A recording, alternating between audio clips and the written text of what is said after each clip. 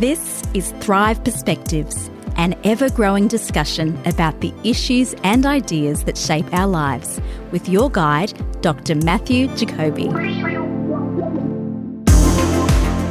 Welcome, listeners. It's Stu here, your host of the Thrive Today podcasts. Just before we jump into this episode of Thrive Perspectives, we're excited to launch our crowdfunding campaign to build the Thrive Today app. This app will bring together everything you love: Thrive podcasts, daily Bible reading guides, teaching video series, and a growing library of meaningful resources designed to deepen your faith journey. To make this vision a reality, we need to raise $30,000. The build won't begin until the full amount is raised, and if we don't reach our target by the end of January 2026, every donation will be refunded in full. So your support is absolutely vital. Will you partner with us? If so, simply visit our website, thrivetoday.tv, click the app crowdfunding link at the top. You can then select your level of support. We'll keep you updated on progress as we seek to raise the funds needed by the end of January 2026. Welcome to today's episode of Thrive Perspective. This is your host, Stu, and today we're peeling back the layers of a truth that's both unsettling and liberating: our natural resistance to God. Whether you're a lifelong believer or just beginning to explore faith, this conversation invites honesty, because the tension isn't just out there, it's in us. Even Christians called to surrender often find themselves resisting the very grace they profess to follow. We'll discuss from our own experience why this resistance runs deep, how Scripture confronts it, and what it means to be pursued by a God who meets our defiance with relentless love. Now let's join Matt and Connell as we discuss the resistance within. Good morning, Connell. Good morning, Matt. Morning. Thrive Perspectives. Yeah. Listeners, great to have you with us. Following on from our last episode, where we sort of explored some of Connell's experience in experiencing God through the analogy of the mountain and the cliff, and God communicating to Connell that perhaps the reason Connell isn't feeling like he can go up the mountain or step off the cliff is because there's barriers in the way. But that wasn't condemnation, that was invitation. God saying, hey, we can work on this together. And I don't like you talking about but it was good to stepping hear. off the cliff. Yeah. Okay, first of all, we had all the metaphors. Yeah, which we was did. Great. I'm sure we'll have some more We this had all time the too. metaphors. And secondly, we heard all about Connell's sins. It's basically confession here on Thrive Now Perspectives. the number of listens on that episode is going to skyrocket. That's it. And yeah, that's it. And the coordinates for the bench seat are in the last line of notes. Yeah. So if you don't know what we're Yeah. talking about, go back and listen to the No, previous you have to go episode. and find your own one. Good stuff. Anyway, Matt, today I thought you mentioned something in the episode last week, and you've mentioned it a couple of times before, that a really big turning point for you as we look at the way we look at the world, which is kind of what we've been looking at over the last 6 or 7 episodes, the big ideas that change the way we think about our lives. You made a comment about the fact that a big realization for you, and feel free to correct me when you launch if I've got this wrong, was realizing that we don't start, or you didn't start, and I would suggest that none of us start from a neutral position when it comes to God. Unpack that a little bit for us. Yeah, so it's almost like a kind of Copernican revolution. Copernicus discovers that the reason why all the equations didn't work, as they watched the heavenly bodies, is that they failed to take into consideration that the Earth itself is a moving object in orbit and rotating on its axis. So before, everyone just assumed that the Earth is the fixed object, and we're viewing everything from We're the center of the universe, in a sense. From, to put it this way, a neutral point, right? A fixed point. And I think for me, the sort of Copernican revolution was this sense that I'm not, and of course, I should have known. I mean, the irony of all of this, actually, there's a deep irony, because not only should I have known this from a theological point of view, because this is like after a theological degree. This is even actually after doing my doctorate on Kierkegaard, who actually, as core part of his work, as I'll explain, actually points to this very, very thing. I mean, it was so rich with irony for me to have this incredible personal realization, like an awakening of something that I probably knew better than anyone else, really. I mean, it's just, when I look back, it's actually bizarre, but it just shows the difference between theory and experience, and how, how you can have all the theory and yet not really know in another sense. I mean, it just baffles me how I miss this experientially. So to go back, just to recap a little bit. So I didn't have a Christian background. I had quite a reasonably dramatic sort of moment of coming to faith in Christ. So in a sense, like God took hold of me, actually, just to be honest, despite myself, because I was in a place of fairly sort of ardent unbelief, like very committed, and in fact, even quite sort of hostile, I would say, to Christianity. But were you around Christianity at all? Well, I was at a Catholic boarding school at the time. But that was the extent. That was I didn't have any other experience of Christianity. Yeah. And like there was some lovely it was Missionaries of the Sacred Heart, some lovely people there, but there was also some not really, there's also some really bad examples. And it's a funny thing, isn't it? We tend to focus on the bad examples, so there were some wonderful examples, some wonderful priests that were just the most beautiful people, obviously very, very godly, but there are a whole lot too. And remember, we were living with these people who are pretty bad examples. And look, you could call it conveniently, I focused on the bad examples. Yeah.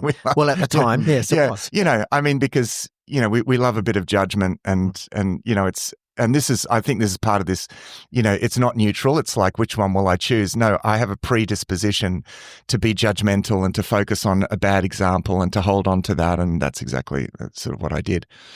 So I became quite hostile against the Christian faith.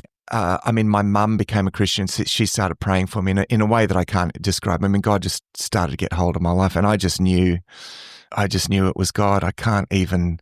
This is the thing, and we always talk about this, don't we? It's so much bigger. You find yourself in the grip of something so much bigger, beyond anything that the mind can analyze or grasp. Or I was just being grasped by God, as I've said. You can't grasp God, but you can be grasped by God. What did that feel like, though? Like to be an atheist? That's the right word, isn't it? For you, what would describe you? Absolutely. To feel that, to feel that God was chipping away at the wall. That's because you've got two polar opposite things going on there. Yeah. Being an atheist and then somehow or other feeling God staring in your life. Yeah, well, I mean, like I had convinced, I used to lie, I was, classic sort of overthinking, so I'd lie in my bunk at boarding school, and I really would be thinking about this stuff, just, going over it and convincing myself there's no way this can't be true. There's no, anyway, all the classic stuff, right? It just shows how almost irrelevant that little logical circuit that we create is, because gradually and ironically, God started to take hold of this little closed circuit thing that my mind and just in a bigger way. And it's almost like reality started to leak into the closed container. And I couldn't, I can remember thinking, there's no way I'm going to become a Christian, right? There's no way. This is in the 80s, and I just thought Christians were the most embarrassing group of but of course I focused on all the bad examples, right? Yeah. So I feel like all along the way I was very resistant. Even as I think about it now, and my gratitude for God persisting, I've always been okay with a sense of the theological debates over, did we choose God or did he choose us? I've always been okay with the idea that God just came along and grabbed you, said, right, that's enough. Like a real Damascus Road kind of thing, like Paul says, Paul is the one who put him more than any, he's a classic, he's rooted in Jewish thought, but has this, we're not talking about this today, but this idea of, God chose me, and I chose God because he first chose me. Now, the temporal categories are problematic with that, and that's what trips us up, because it's one before the other with God's working outside of time, and, it's a paradox, right? So certainly I feel, yes, that there was some kind of choosing there, but, God just came and got me and, broke through the container, and my conscience awoke, and I knew I needed Jesus, before understanding the theology of redemption and all the soteriology, as we call it, the sort of doctrine of salvation. And I just knew at one point, I need Jesus. And because I was carrying a load of guilt that was beyond, it was like hell was in my, and I didn't know what was happening. I thought I was going mad. Like I just wanted to run amok as a sort of late teenager and have fun. And there's no way I'm going to be a Christian. And my conscience was crushing me inside. It was like, I actually, this is the thing, like, I feel like I have tasted hell. Yeah. I feel like it was inside me, and it's beyond, it's not about physical pain, or like it was just a spiritual pain of carrying guilt that was just unbearable. And that classic moment, which is etched in my memory, of being at the beginning of a bus trip on my way home, and I, just almost with my head in my hands, like, I prayed a very simple prayer. I said, Jesus, if you forgive me, I'll serve you for the rest of my life. And, I felt that it was the most incredible sense of that guilt lifting off me. And it's not like I was being plucked out of something. I mean, I guess I probably was, but it was something was plucked out of me. Right. It was like God reached down and pulled all of that guilt out of me. And I was completely changed. I was like, I realize it's not, and I mean, my son got baptized the other day, and I was talking to him about it, and for him it's been a much more gradual experience, and I've reflected with him. He said, I bet I haven't really had one of those experiences, because he was thinking about his baptism testimony, and I said, mate, that's what I want for you. Like, it's not always that sort of polarized darkness to light sort of thing. I mean, you've had this wonderful experience of, growing up, and yet he's really owning it for himself. But for me, it was a very dramatic experience of Jesus. And I mean, I had a very vitalized, let's call it honeymoon period, like a couple of years there that were, I mean, I just sensed God, God speaking to me. And it's interesting. I had another conversation the other day about someone confused about this whole God speaking to me thing. Someone very new to the Christian faith. This would be a good episode sometimes, talk about how God speaks to us. So we'll make a little note of that. Yeah. Yep, noted. Can I just, before you go on, because I just want to come back. When you say your conscience, you said you were just a teenager, you want to run amok and have fun and all that kind of stuff. I wonder whether we, because I think sometimes we dismiss things as our conscience, but what really is our conscience? Because what makes that wrong, running amok and doing whatever you want, if there isn't some standard or something that got hold of you? And I'm just wondering whether you would say perhaps your conscience was God getting hold of you really and saying, I don't know. Because speak to that. I'd also, you wouldn't necessarily have believed that it was wrong. You weren't sort of facing aspirational values of this is right and this is wrong, and I haven't done, maintained. No, it's nothing to do with that. I've broken the 10 Commandments or something like that. It's like kind of like you're not even looking at a set of moral law and judging yourself against it. When you I'd convinced myself that it was all fine, and so. But my conscience was. I've one of the most powerful books I read about guilt is Crime and Punishment by Dostoevsky, and I resonate with that book because it's about a young student who convinces himself that he has a sort of Nietzschean perspective where he convinces himself that the strong suppressing the weak is a legitimate thing, and this is how. That he should be able to, kill a money lender, that some, sort of a rich, greedy money lender, and that should be fine. And he convinces himself that this is that this is all fine. And when he does it, he goes through this crisis of conscience, and the book just brilliantly describes how he descends into this state of hell almost, and then it, narrates his salvation essentially. So I've always sort of resonated with that experience because I didn't want it. Yeah. Again, intellectually, I'd convince myself of. I mean, this again. I think, if anything, this story is about the gap between what we do intellectually, and what we're willing, what happens experientially. Yeah. Between the theoretical.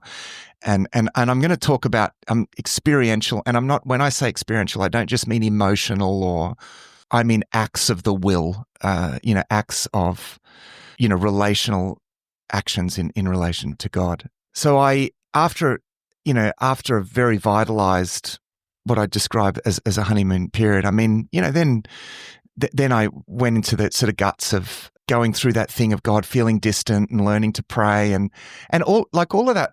And all of that was fine. I mean, I was pretty full on right from the start. Like I'd had this experience and I was sold out. I mean, I was flailing around a bit and confused about where I was going in life. But God through, and this is another story because I never ever imagined I would go to university. I mean, that was I just never saw myself. But you hated school. Yeah, really. yeah, I hated school. So anything academic to me was not me. That's not me.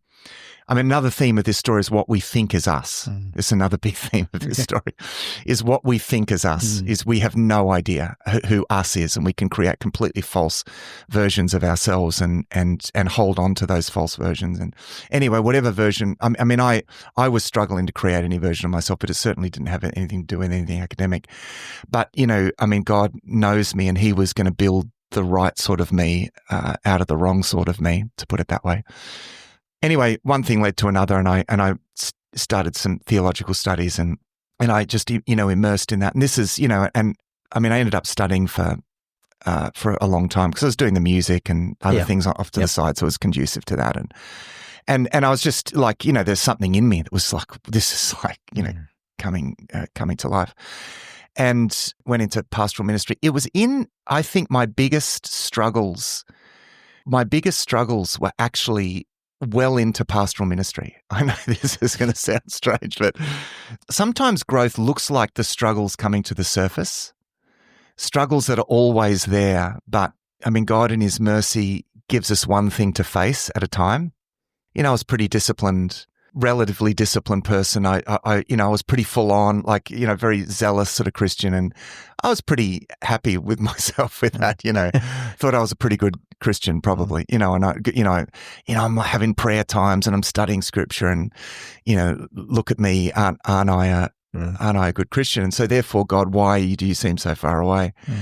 I came to this point of, I guess, recognizing the gap, I guess at one point recognizing that there was I just felt like there was this gap, this separation. Now I'm a child of God, and, God had blessed me and was leading me, but I became really frustrated by this sense of distance. I mean, the fact that it had to be pure discipline that I had to exert to step into prayer times and deep down, I endured it. Prayer was a bit of more like ticking a box than... It was a bit of an endurance exercise, like going for a run or... I like going for runs, but, I run through the hills in series, and it's kind of painful. It's pretty, it's an endurance exercise, right? Because and you sort of push yourself and you feel good afterwards. That's how I would describe my, my prayer time. And I just, I came to this point, and I, again, in the sovereignty of God, I just so much sovereignty through this. It's like my contentment with that just started to drop away. And I started to look at that and thought, this is not it. This is, if I'm meant to love God more than anything else. I've experienced a love for another person, namely my wife, that's way greater than this. In times where we just wanted to be together and wanted to do things together. And I thought, I don't even have that with God. Yeah. I'm having to discipline myself into places of prayer. And then when I'm in those places of prayer, I can't even concentrate. My mind's wandering off. Exactly. I totally resonate. Exactly. And I rudely said to you, Connell, last week, when you said that your mind was wandering, I rudely said, well, who do you think you are? Right. If your mind is wandering off, is your mind something different to you? No, you're wandering off, mate. It is. So anyway, I only say that to you because that's what I actually realized. It's not my mind wandering off. No, I'm wandering off, right? So, I mean, there was even that moment I thought, could this actually be true? I thought, no, but I'm a zealous Christian. Yeah. I'm not wandering off. Come on. Anyway, I became so frustrated and discontent. And I think this is a work of God, like peeling away my false contentment, right? And I thought, I need a relationship with God. Yeah. Now, I know, like in a sense, like surely this is not what Jesus paid for. And this is not what it means to love God above everything else. And there's so much grace around this, by the way. God was at work in this. I love you, but there's something you need to realize. You don't love me as much as you think you do. Yeah. And also it's not life abundantly, as he promises. Yeah, that's right. It doesn't measure up. How do you respond to that? I think everybody goes through this. Everyone's trying to talk about this distance. There are times we feel so close to God and so real. So we know that he's there, and then we seem to go through these phases where God is so distant, and it just doesn't make any sense at all. And what do you do with that? Do you just go, well, sort of shrug your shoulders? You still go through the motions that you're meant to do. I'll say prayers in the morning and read my Bible, and I've ticked the boxes. But as you just said there, like love for your wife, it's not there for it's a chore. You've got to admit, going through even those devotions in the morning that you might commit yourself to feels like a chore. And I'm not saying that all of that was good. Like, I'm glad I did, even looking back. And, and I prayed prayers that God, I had such amazing answers to prayer, really amazing. I had so many significant times where God highlighted things in my life. Again, I come back to God spoke to me, felt like God speaking to me. We'll address that at some point. So it wasn't all bad. It's just, it had that, I gained the right kind of discontentment. This is not all there is. This is not all there is. And it became something of an obsession, actually. I realized that there was a gap. And what you said last week, Connell, I just think articulated this so well. Because you said, you had this sense of God saying you don't hate the gap enough. And I just hated this gap. I mean, this is what grew within me. The gap, it's not even just that I hated it. It really disturbed me. It was deeply, deeply disturbing, the sense of gap that I felt. It was like I wanted a hug, and it was like I was, where you see in movies that when in prisons and they have a visitor in the glass, it's like they're speaking through the glass on the telephone. Yes. It felt like that. Yeah. And I just wanted a hug. I wanted a hug. Yes. I wanted to be in the same space, right? But there was a wall. Now, we always imagine like I was imagining when I was imagining that wall, I'm thinking God's in some enclosed sort of holy place and I'm trying to get in and he's not letting me in. Actually, it was the other way around. Mm-hmm. I was on the inside of the enclosed space and I was the one that was shutting God out. But I didn't realize this just yet. So it came to this obsessive point. In fact, it was stirred up. And again, by, a work of God, it became such an obsession. It was like, I almost thought everything else is pointless in life unless I have this. For me, that experience is so, so important. Mm-hmm. It's interesting. And just to repeat, like everything else by comparison. Yep. This is by comparison. Seemed just so pointless. Why would if I don't have God, just the pointlessness of everything made life unendurable. Right? And there was this pleasure of God in that realization. It was such a weird experience because it was very painful, and yet there was such a pleasure of God in that realization. Now, I say this because I go back to that place regularly. Like, I regularly go back to that place. I mean, we have our, what we call the waiting room here, at church, and first Monday night of every month where, we sit in silence for an hour. For me, a lot of that time often is spent just sitting in that need, like that realization, and allowing God to deepen it, like you have nothing if you don't have me.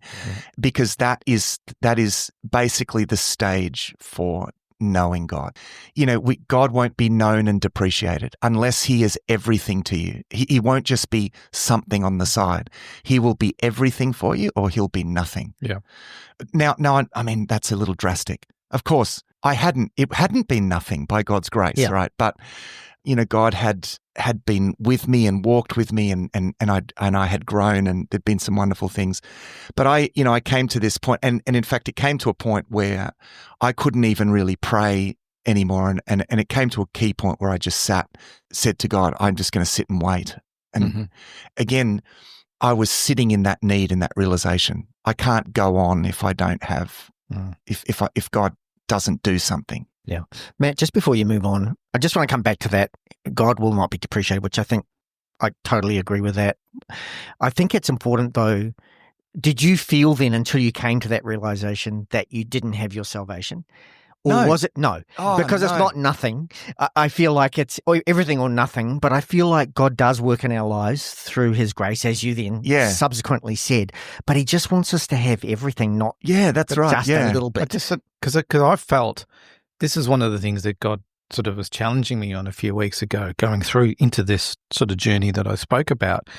It's the sense of that I'm not questioning my salvation, even though God feels distant, or there's growing in my dissatisfaction with that gap, and also longing for more and not getting more, and then getting frustrated. It was never a sense though of I'm losing myself. It's like that was the starting point. So there's kind of like an entry point, which is God saves you, and that's the start. And then what I realized was, and this is where I'm sort of standing on the edge of the cliff, looking out off the mountain, there's more. That's actually where I need to go. I need to be out there, not standing on the edge of the cliff. Yeah. And so it's almost like salvation sort of brings me to that edge. And I think for a lot of us, we stay on the edge. We go, oh, that's it. Or we stay around the bottom of the mountain. I found God. Yeah. I'm saved. Yeah.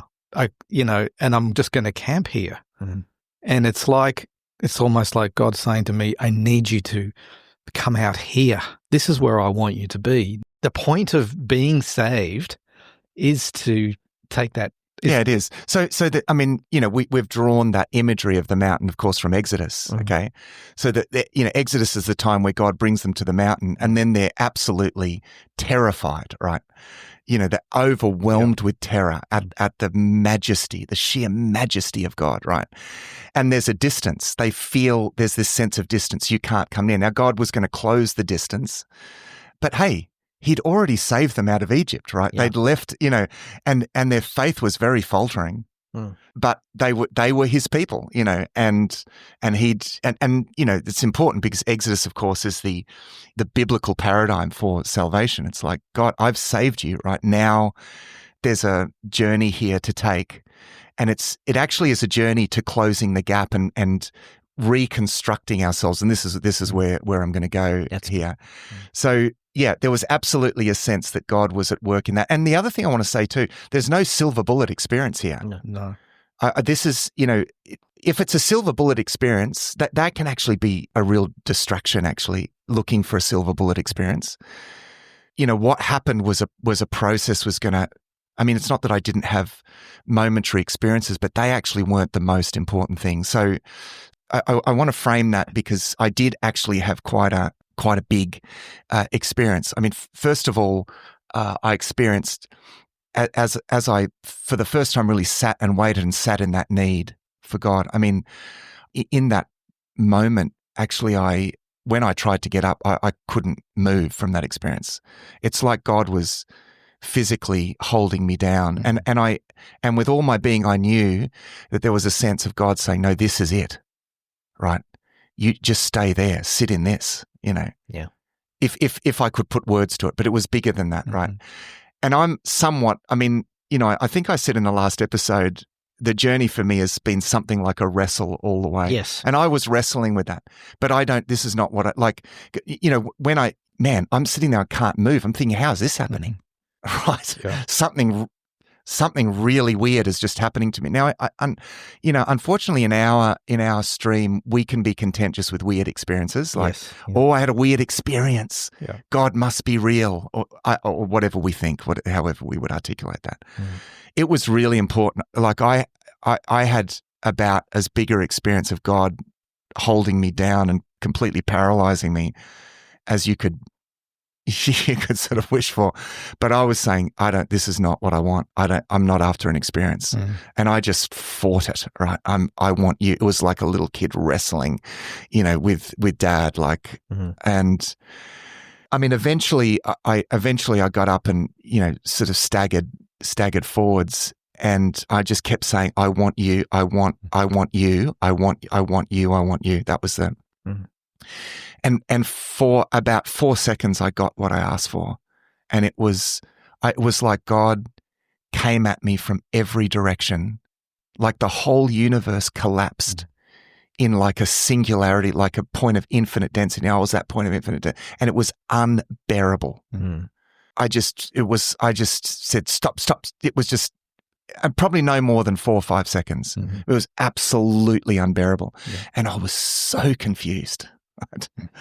First of all, I realized, we sing these songs in church. God is great. You are great. Great. How great is our God? How great is our God?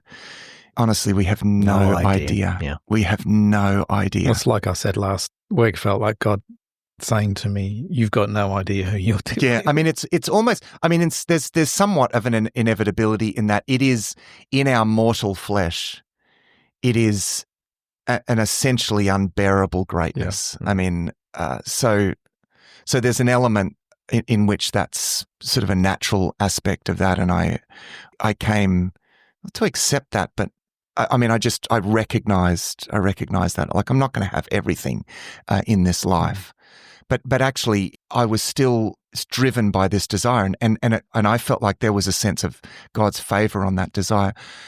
So I actually, from that point on, all I could really do, I still put this time aside, and I would actually just sit and wait in stillness. There's almost part of me saying, let's give this another go. Or I'll be right. You can turn up again. Let's go for 6 seconds. Yeah, let's go. Or something. I'm so stupid. I know it's so stupid. But because I actually went back the next night. I actually went back to the same spot to try to make it happen again. Yeah, I went and stood in the same spot. All right, give me another go. Almost like going back to trying to have another burning bush. In a sense. Yeah, that's right. I wanted another burning bush, but and so I actually kept going back to the same place. At one point, I was just sitting in this desire. I need God. I just want you. I just want you. And this gets to our point today, because I felt rising up in my heart this painful resistance. I could feel it, like fear, though. No, it was actually a repulsion. Okay, a kind of repulsion in me, like I don't really want. Because I'm saying, this is what I want, this is what, and desire is a strange, multifaceted thing. But I was facing the fact that there's something within me, something really significant within me that is repelling and keeping, it was like part of me saying, keep away, keep away, keep away. Was it about control, do you think then? About you not wanting to have control? Well, I had this picture, as I felt this, I just had this picture of like, what was happening. This was God, I think, helping me to see what was going on. And this was really my Copernican revolution. This is to get to the point. Yeah, that's great. I saw myself as, it was like a facade of a building, like myself, what I had built, my identity, who I thought was me, was actually like a facade covering another building, there's a beautiful building behind, but there's this sort of modern facade, but it's very rickety, and whenever I come close to God, because it's untruth, it's a false self, essentially, it starts to crack and bits start falling off. And so I straight away, because it is the destruction of myself. And I can't cope with that. Like like your sense of identity. We live through a sense of who we are and our identity. Yeah. And so I realized actually who I think I am is largely false. And I know that, remember here, I had walked with God for many years. I was a Christian, a very zealous Christian. There was a pleasure of God over me at this. There's God is at work, and I'm a pastor, for goodness sake. And with a very strong sense of calling, on my life. It's like, I sense this kind of facade, and I sense God saying to me, we're going to pull this down one little bit at a time. And I knew actually then the whole thing couldn't come down all at once. It was almost like I would die if I couldn't cope with that. So God was just going to pull one bit down. And in fact, there was something about the process, because part of the process is me giving that over bit by bit. It's a relational process. Not just, we're not machines that get fixed. We're all completely relational. So there was going to be a process, and I was going to gradually give this over. So I actually realized, this is my realization. I actually realized there is active resistance. I'm actually holding on to things that I don't want to give over. And I could feel the active resistance that I just didn't realize was ever there. But you can't, and then you just can't just make a choice to go, oh, okay, now you've shown me that, God, therefore I'm going to lower my act. I'm going to get rid of it. No, that's right. Because you still, this is the thing, you hold all these ideas in your head. Like you love God at that level, and you have given your life to Him, and in your case, it's your occupations built around it. There's no question that that you're in God and you desire God at that level. But then there's something else that you still see the gap, and then God shows you what's there, and you think, oh, when God shows it to me, I just then, oh, okay, God, I'll just toss that out. And that's right. It's much more, there's a process there because it's relational. Like if we ever think, well, why doesn't God just fix it? That's because we're not just machines. Like that, even that is that's a false view of who we are relational beings. And so we are defined by that relationship with God. Yeah. So, speaking of metaphors, the metaphor that I use to describe this, and I use this in my book, Deeper Places. In fact, it's the source of the title of the book, Deeper Places, which was, a book based on the spirituality of the Psalms. And I should say actually that having the Psalms, so many Psalms to memory at this time, in a sense, through this whole journey, gave me permission to validate the complaint of God, this is not, I need more, validated just the process of just desiring without, immediate gratification, because there's so much of that in the Psalms, right? So, the metaphor, that I use there is that, like, if you take, if we are immersed in an ocean of God's presence, why is it that seems alien to us? And, I said before, it wasn't God that's in the enclosed space. I'm in the enclosed space. So it's like, it's like a deep sea submarine, going down into the ocean. Or just a submarine going down to the ocean. Now, certain submarines, and of course, so you sort of, it's like you're in the ocean, but there's a distance. There's some kind of, there's a sort of separation. So the ocean is somewhat of an abstract presence. And the thing, if you push a watertight bottle down into a deep water, or a, like a ball, for example, it's got air inside. The deeper you go, the more it'll want to push up. It'll want to push upwards. And this was my experience. I would have moments where, in prayer, or where I would start to move deeper into, and sensing the pressure of God's presence around me. And of course, my natural, this is the resistance. It would cause me to go back to the shallows, right, where the pressure didn't exert itself as much, of course, because the pressure meant that God was going to break me open, was going to break the skin of that identity open. It's like the submarine that goes down deep into the ocean. One of my favorite films is a German film called Das Boot. Here's a plug for great German films. Can't say I've seen that one. I haven't actually seen that it's a great. It was a really famous film. About the U-boat, and it's these classic moments of tension when they go deeper than the submarine, and the bolts start shooting out, and the ocean starts spraying in, right, and they're terrified, right, because like this other environment is breaking into this protected environment that we have, like. Now, as it so happens, we are actually built not for the environment inside, but for the environment outside. Now, we just don't know that. We're terrified of it because, we lose control, right? It's to be that overpowered by God. It's just not something that we want with all of the God complex within us, very complex God complex.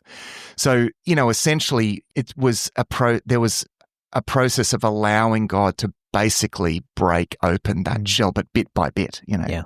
For me, I like your analogy that you gave, and that's a great analogy. Don't get me wrong here. I don't want to lose sight of that as we move forward. But, for me, the continuing experience is more like the demolition rather than the Yeah, renovation. yeah. I think the sense is I'd rather God just renovated bits of me, and I could keep some bits than actually demolish and start again because he wants to build a new thing. And I think for me in experiences where it's like, oh, there's things that either I don't want to let go of or I don't even want to admit are in me. And so I kind of, Well, this is the interesting thing along the way.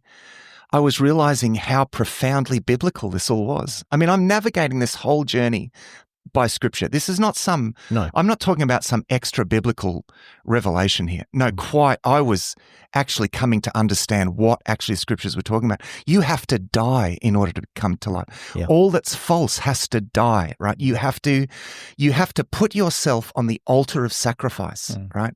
And that has to be burnt up on the altar. Like it is demolition first, first and foremost.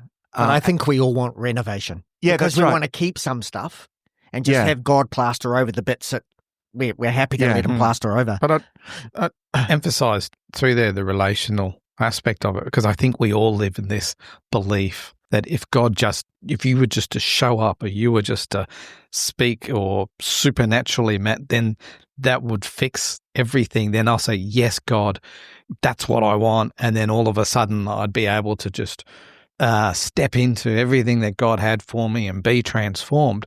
But in my experience, and I've spoken about my own experiences too, especially earlier on in my Christian walk, those really deeply supernatural encounters with God that I think pointed me in the right direction. And most of it then has been about seeking distance, waiting, frustration, that kind of thing, and trying to pursue God. There's a sense of it looks like there's a pattern that I see quite common, is there is often initially a really intense experience of sort of God in your life at the start. Not everyone, and it depends on, whether it's like a kind of a slow ramp up into faith or whether it's you're sort of coming to it kind of quite abruptly. But sometimes, God, I think, does give people that kind of something happens that really turns them around, puts them in the right direction. But the majority of their walk after that is one of dealing with the gap, the distance. And it's like, well, why doesn't God just deal with it? And as you say, like, you become aware of the things that within you, the points of resistance, but we still, even though we know we need to give it up, we still don't. So the only way to deal with that is in the relationship. It's actually that growing sense of dissatisfaction. God wants us to feel dissatisfied with our relationship. He wants us to get angry about the fact that the gap is there and we long for something more. And he wants us to do that. And then he wants us to learn the discipline of not being happy with that gap, because if we're not disciplined to do something about it and not fighting with all of our might to try to I react a bit against the idea of discipline, because I was almost, it's just because I had so much satisfaction in the discipline. I mean, it was more allowing myself to see what I didn't have and to feel disturbed by that. For me, it feels like I don't think we want. No, we're obsessed with feeling good. This is the problem, I think. We're obsessed with feeling good. I want to feel good about myself. Want to feel good. Want to feel like things are going well. The most important realization actually can be a growing sense of feeling emptiness when you're to the extent that you're empty, and feeling the pain of that. I mean, a lot of this was on the one hand a very painful experience, but what I was realizing at the same time as feeling the pain, there was this wonderful sense of God's pleasure in the journey. And it's very difficult to understand. Even now, there's a sense in which both joy and sadness go together often at the same time. Yeah. So I also want what I mean by that is with that dissatisfaction, I can then come before God and go, God, do something. Where are you? He doesn't speak in the way or deal with it. And then I go, well, okay. And I shrug my shoulders and sort of move on because there's other things competing for my attention. And I find that I've actually got to say, no, this is probably the most important thing. And even while an intentionality around that. Yeah, even while I feel that I'm wanting to go another way, I've got other things to do at this time. There's other things I'd even rather be doing, even though I've got that gap and sense of longing and desire for God and that wanting to close the gap. In the moment, I think, but actually right now, I'd rather be doing this. I'll get to you, God. And then you don't, and you kind of, it's just, you're always prioritizing other things. And I think for me, it was like, no, I have to go. I need to go and sit in that place. I've actually got more important, I feel like I've got other things that I need to be doing right now, but I'm going to make the choice to walk half an hour, go and sit in this spot and then come back home again. And I think we all struggle with that, and I think that speaks to you have to come to the realization that without God, nothing else actually matters. Yeah. Anyway, and which is about elevating that gap. It's about going, how much do you hate the gap? And how committed am I to doing something about it? Or is it, if God doesn't show up when I want him or expect him or ask him to show up, how much am I prepared to keep pushing through despite that? Because that's for me, right? It's not the same for everyone. But I think he was saying, like, for me, how much do you hate it? You may hate it, but you don't hate it enough. Yeah. You need to hate it enough to actually do something about it and stop chasing other things or doing other things with your time that are valuable and enjoyable and give you pleasure. Which is the age-old, this is, this is all profoundly biblical, as I said, because this is the age-old issue of idolatry. And idolatry is not just about what the idol, an idol is something that you put before God. It's a priority that replaces God as the top priority. And I think it also points to the struggle that you talked about, the wrestle with God. We get to that point. Well, I get to that point and it's like, you know what? It's actually easier to flight than to fight. Yeah. To actually stay and almost demand, in a sense, as much as I could possibly demand. But, struggle with God about this instead of just going, it's too hard, I'll come back tomorrow and try again kind of thing, Yeah, it's easy to go back to the anesthetics. Yeah, exactly. I'll just keep busy. It's just, So, that's the thing. And look, it's really important to say this.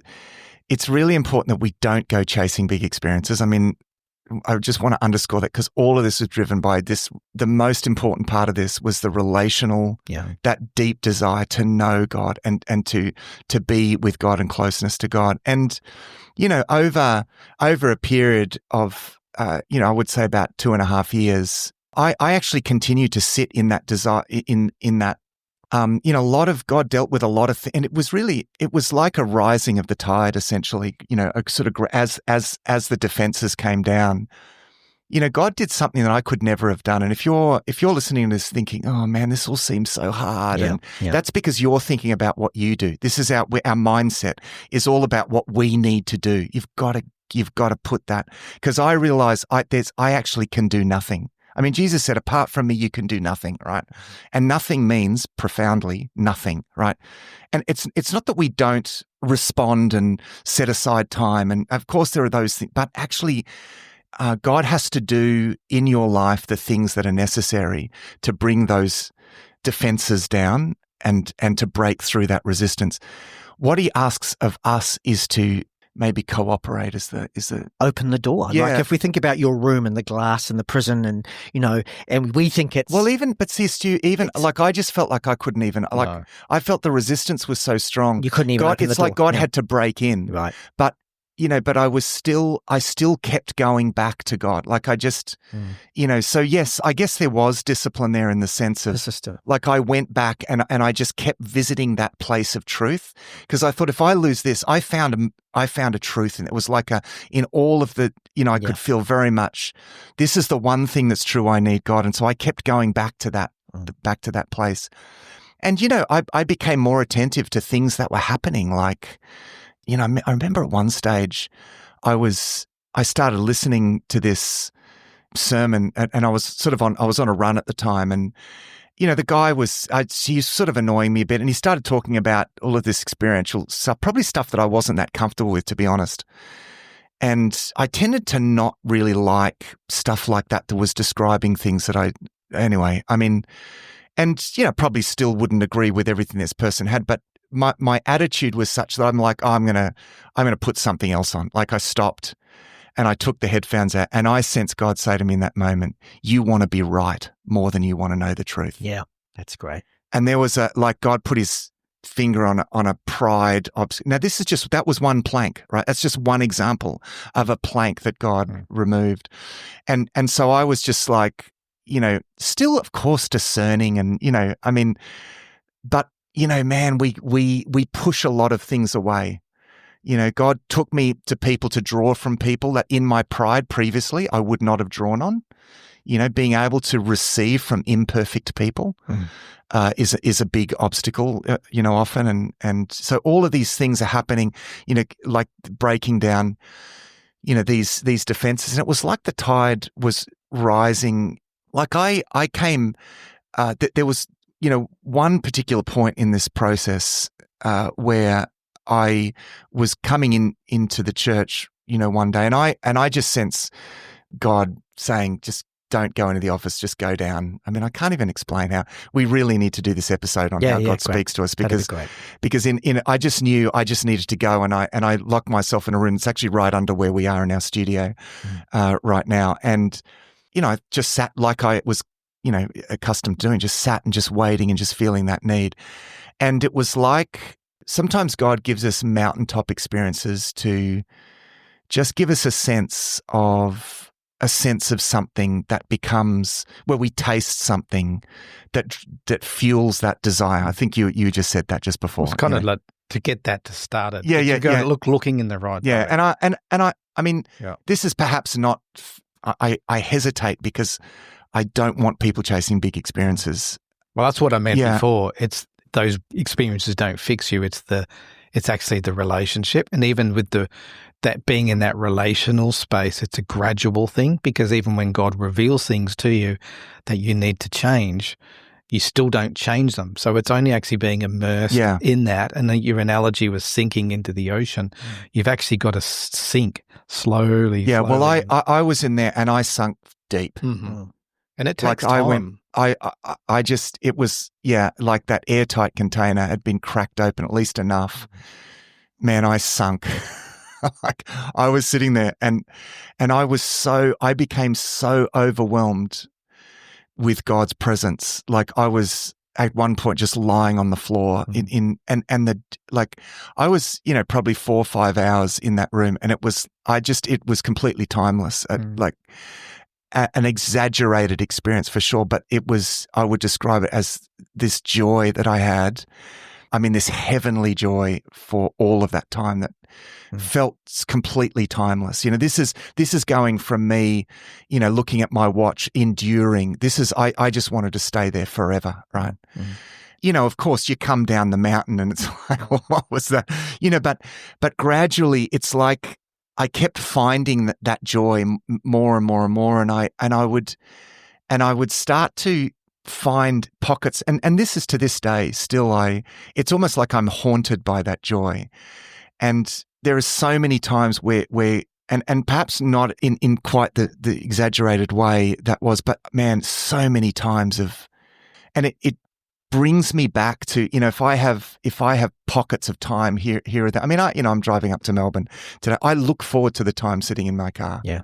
Because the sense, like I get to just sit and look, I'm still on this journey. I'm still pretty stuffed up in so many ways, and I'm God's still fixing things, and you grow the shell back and all of that stuff, right? I still, but I know I know the joy with God, and for me, it doesn't take much discipline for me to take a day off and go bush and spend time, because I just and you know what? It's not always big experience. Sometimes it's just coming back to that need. Can I just make a couple of comments, because and then it'd be good for you to wrap up, Matt, because we're running on time. But you talked a bit earlier, and I kind of chuckled at it, about going back to the same place and going back to the same place, and Connell goes back to the same seat. But I've actually learned in life, because I don't have a lot of those. I've had some, but not a lot. Yeah. But it is important to put a spiritual marker down, because there will be seasons where it feels hard and you have to be able to go back to something. And I think we see through Scripture so many times where God says, put a mound of rocks here, build a memorial here, so that when you feel like I'm not around, you can come back to this and remind. And I think the joy that you're now knowing exists, it's driving you to hate that gap more because you know how good that not gap is. And I think it's important to recognize, however it is that God speaks to us, or however it is we feel that God has intervened in our lives, to actually put a spiritual marker down for that and to be able to go back to that.